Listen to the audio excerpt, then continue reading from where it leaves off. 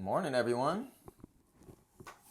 Day 32, 1 month and beyond. Good work. Very happy to see you all. A lot of familiar faces, as expected. Cool. So we're gonna shift into like a new micro concept within this challenge. I named this challenge the Apex Habit because life evolution, right? Life as a the evolution of organisms is a process of collecting more adaptive behaviors, more adaptive traits to better interact with this bizarre experience, this bizarre game we know of as life. And I believe mindfulness is such an adaptation to the current circumstance or environment that we as human beings have created for ourselves. And while these ideas, this theme, might seem, a bit out there, it is undeniable that this is the reality we have. We are interacting with a new world of our own design. And as individuals, we don't really have much of a choice in this design. It's fed to us in the same way that a tiger or a gazelle or some primate in the forests of the Amazon has no choice in regards to what environment it's born into. It's just born into the experience. And this is a beautiful idea or understanding of karma. We're just here. So the Apex Habit, I believe mindfulness is the primary habit to develop and will be developed as our species and as our generation tiptoes forward into this environment that we ourselves have created. And so what are we going to talk about today? I coined this term for myself, supernature. And it's going to play a role in developing our ability and advancing our ability to be mindful. I don't want you to think that because you have a sense of mindfulness, which hopefully you touched yesterday and the day before, that that's the end of the line. That point of presence is deep, and you can continue to sort of expand upon your flow state, your fixation on that point. And the reason that's important is because you are trying to leverage flow. You are trying to release this drip of 6 chemical compounds. That is the biological or physiological benefit to this practice. You need to release more endorphins, more norepinephrine, more serotonin, more dopamine, and more anandamide into the body so that you as a physical organism can operate through peak performance, peak ability. And so we have to sort of dissolve this concept of a soul, of a self, and consider that we are more mechanical than maybe we would like, more mechanical than we tend to consider. And if I just pump more juices into this machine, my experience and my decisions and my understandings of self and world will be optimized, right? So it's sort of this dissolve of identity and an appreciation for the mechanics of what we are. Alrighty, so what we're going to talk about today, first, besides supernature, Jack Kornfield, right, another a modern mindfulness teacher and a voice in the community, he spoke about in a talk I was listening to 2 forms of darkness. The first form of darkness is this pregnant potential that exists in many dimensions of life, whether it is the supposed vacuum of space that holds all sorts of atomic sort of experiences, radiation, gamma rays, magnetism, and in that facilitates the development of nebulas and planets and stars. But there's also the pregnant potential of the unknown, a sort of black that exists in the future, and it also exists within ourselves. And so this void or this blackness or this darkness is actually rich and abundant and promotes growth.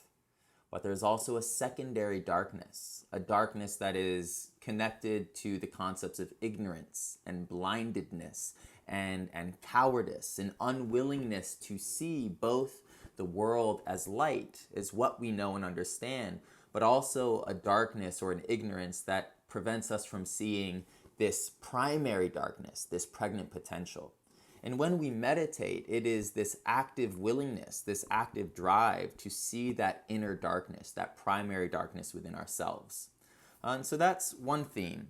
The other theme that I wanted to talk about, just to sort of drive home this concept of supernature, which I think will have an effect on your practice, is that we operate under this secondary darkness for whatever reason, and that the worst of humanity, right? So our prejudice, our jealousy, our greed, the catalysts for the atrocities that we make for ourselves are natural. All our prejudice, right? It's a fear of the unknown person, and that was a survival mechanism. Your anxiety, your negativity bias, why it is difficult for you to meditate for long periods of time, why I imagine more than 50% of the people that started this challenge are now gone, is because of a natural instinct to avoid looking into this inner darkness, this black potential.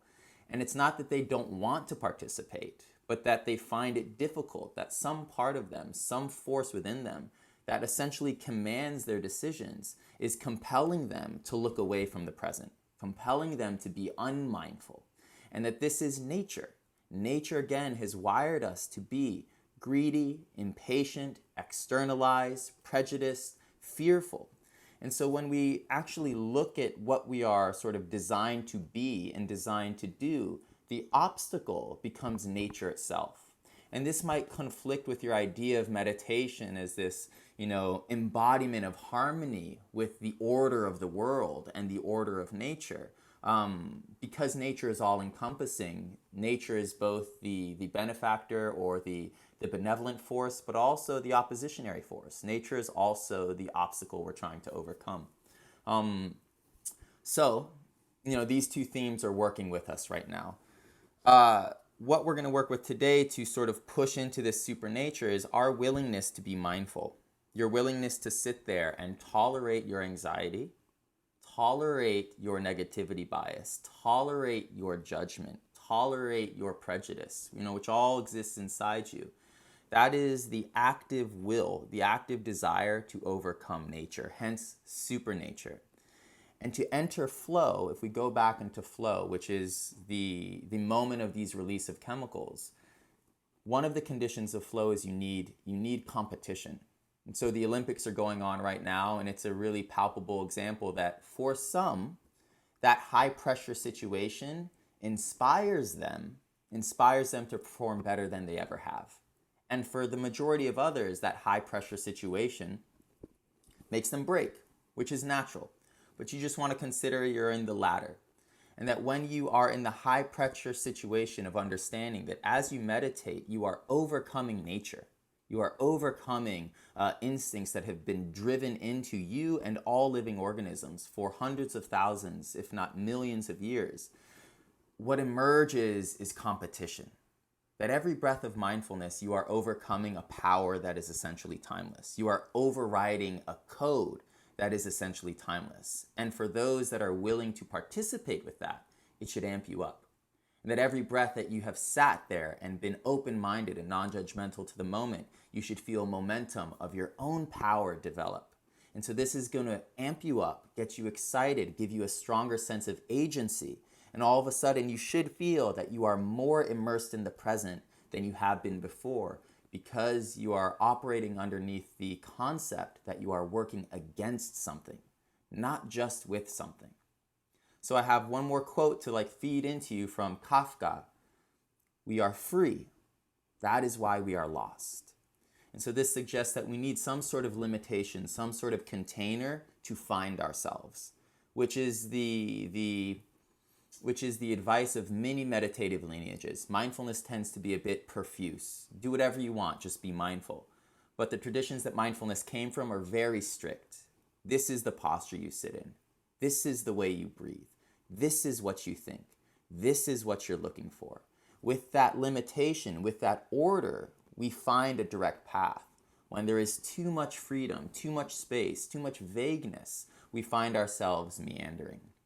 And so with supernature, right, so this game of overcoming what our instincts are, and us understanding that our instincts tend to facilitate the very aspects of our mind that we're trying to overcome, we're going to get a little bit more specific on how to sit, how to breathe, and how to conduct our bodies while in the practice. And so this might be a little bit more familiar to those that have practiced with me before, but I imagine the strictness of the seat, the strictness of the breath, and the concept that you are overcoming nature should in fact pull you into a deeper sense of presence. Cool. All right. Let's do this. So a powerful seated position. Now I'm going to actually start cueing you on how exactly to sit.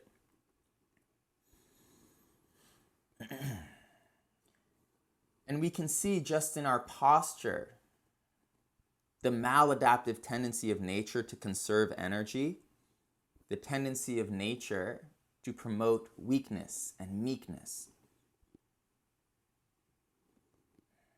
And so sit as you sit.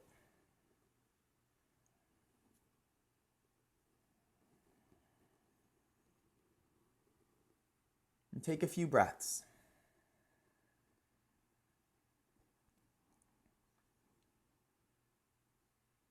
And from here, we will rediscuss the concepts we just spoke about. The worst of humankind is not the product of humankind, but the product of nature.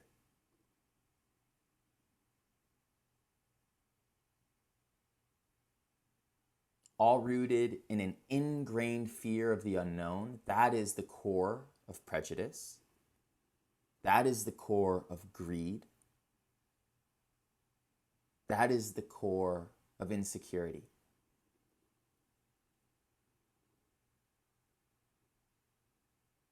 Whether these maladaptive tendencies manifest through the individual or through the collective.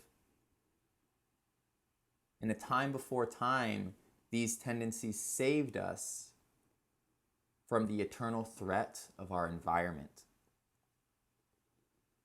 and the war of survival.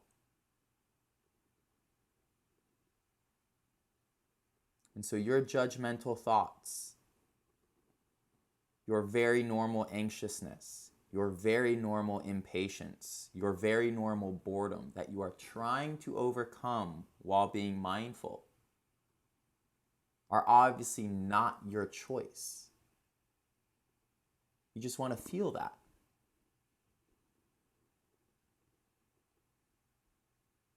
And every second you stay breathing slowly, attempting to overwrite these codes, attempting to open the mind, attempting to stay here, attempting to be appreciative of what is arising, bad or good, is unnatural.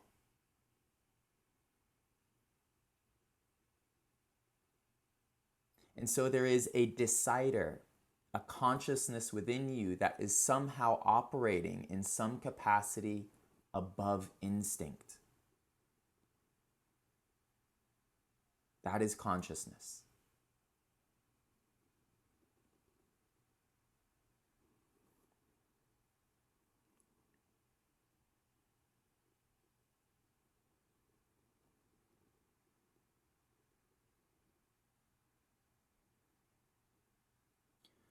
All I want you to do in regards to your posture is straighten your spine a bit more than you want to.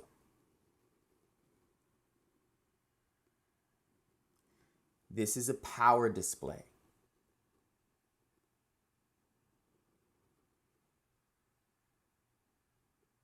This is a display of confidence. This is a display of strength. This is a display of health. And in the wild, this sort of display would label you as a competitor, a threat to whatever leader of whatever community you are in.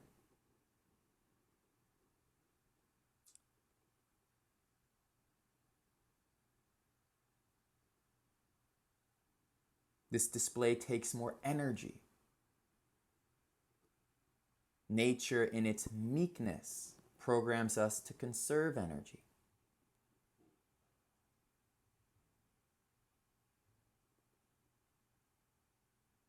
And so just by holding your spine with a bit more confidence, again, you are overcoming now maladaptive instincts.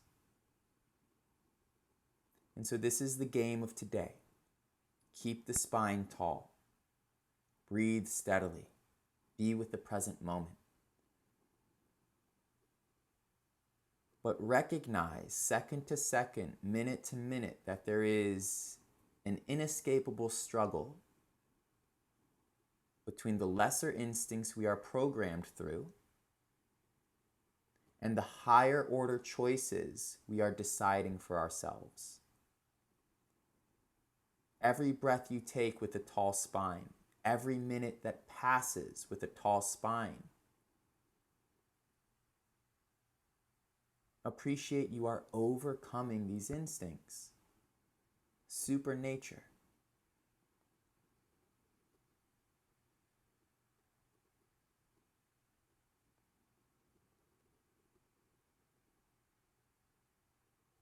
Lose yourself in this game. And by the end of our session, I imagine you'll find yourself deeper in the now, in a more powerful flow.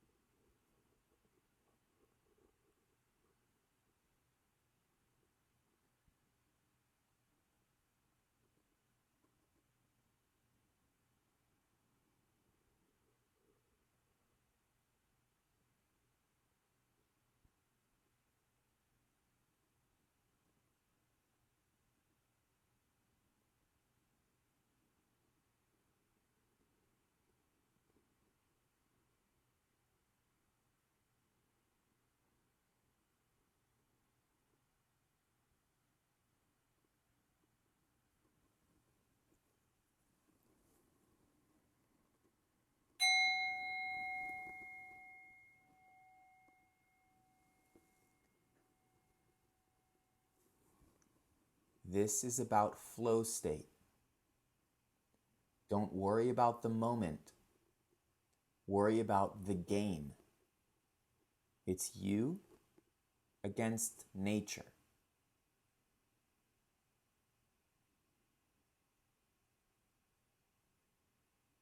The instinct to be scared, the instinct to desire, the instinct to be distracted, the instinct to be impatient and bored. Overcome that just by sitting tall and then feeling in every breath that your spine is held vertically and powerfully, that you are overriding a code millions of years in the making.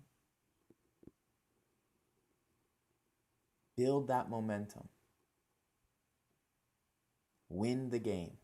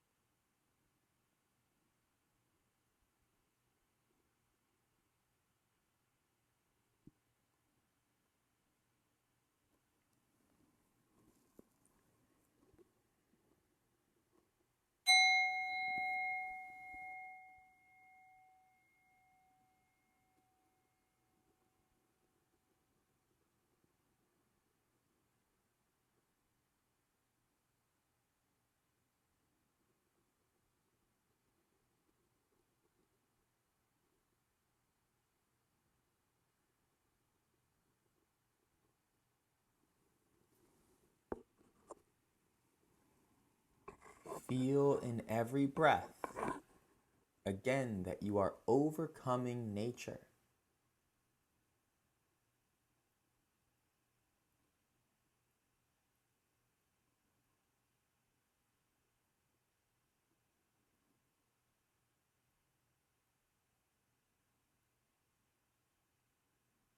Feel your steady victory by choosing to sit well, by choosing to be here.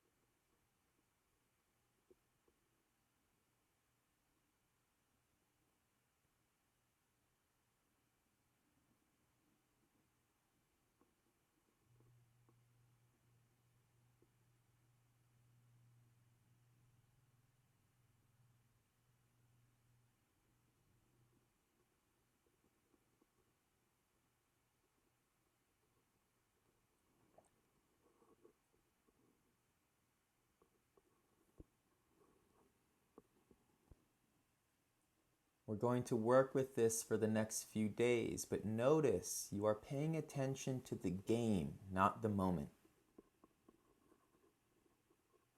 Hopefully you can feel the presence of this omnipresent opponent.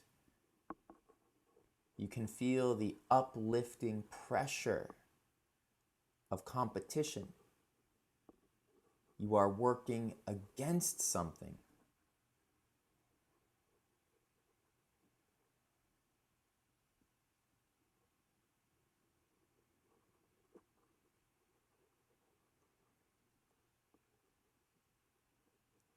This month of mindfulness has given you agency over the game.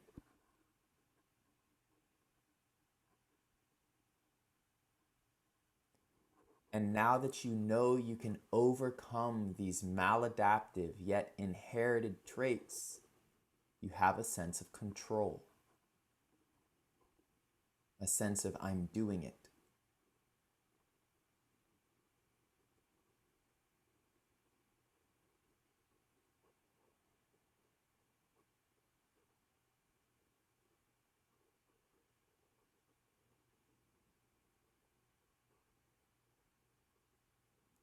Everything else takes a back seat.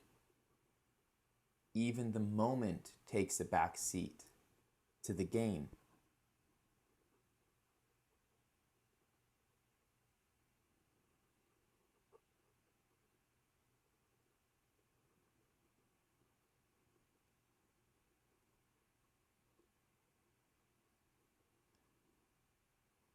And now listen. End the game and just hear what's happening around you.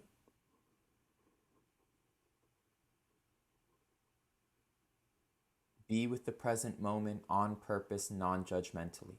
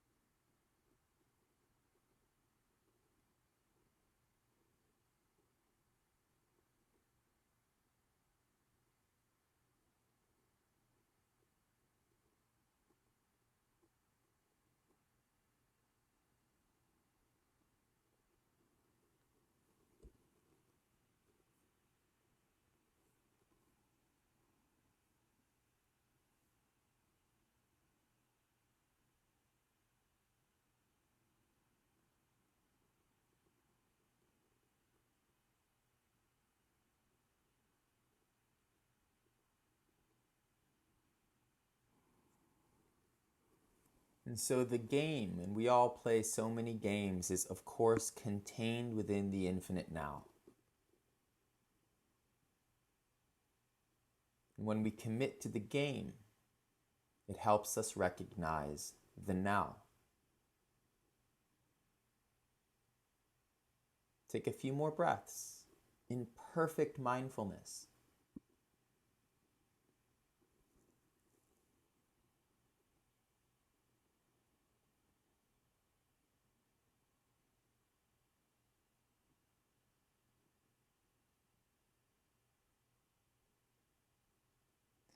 With a breath in, open your eyes.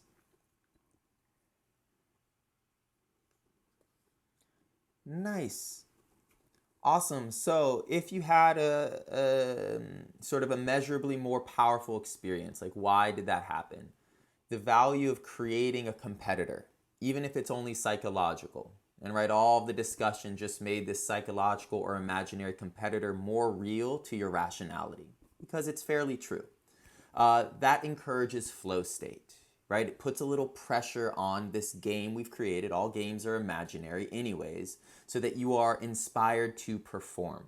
It is the performance that compels our bodies to release, naturally, performance-enhancing chemicals.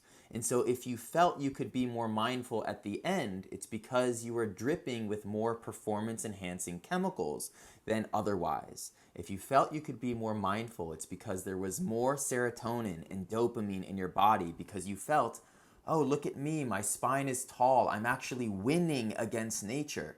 Look at me. Even if it's just a thought, it is true to you. And as your body and psyche thinks it's winning against nature, a momentum builds, and the serotonin and dopamine are released, and you are more satisfied with your ever-arising victories. If you felt more able to be present, more alert to the now, it's because you were dripping with norepinephrine. If your body was more comfortable, it's because you were dripping with more anandamide. And so it becomes very helpful to use this scenario of a game to understand that you are in fact overcoming the opponent of lesser instincts or karma to achieve the victory and the unnatural sort of position of hyperpresence. And so we can position or sort of paint nature as our opponent. But just like any game, right? Again, the Olympics are a perfect example. Even if we compete, we can still be comrades, right? We can still be jovial and inspired by each other, despite the fact that we are also attempting to overcome each other. Games are just a more benevolent expression of war. They are a substitute for the need to overcome something. Humans have created in their genius a space in which we can still feed that need to overcome and to rise without the bloodshed, without the sort of, dissolve of life. And so this game is no different. It does not take away from the beauty of the now. It does not take away from the admiration or the gratitude or the love of the now. We're just embracing and leveraging another aspect of what it means to be human and to be alive and to be animal. Cool. So we're going to keep working with that. The term is supernature. You are competing not against yourself, but against a condition you were born into and born with. Distraction, prejudice, greed, anxiety, the worst of humankind. It's not really our fault. It's because this is how we were designed. And now that we know this, and the second we appreciate this, it's when we recognize this, it gives us a chance to overcome this. So that goes for us, that goes for our species at large. But anyways, see you all tomorrow. More supernature, and y'all have a good one.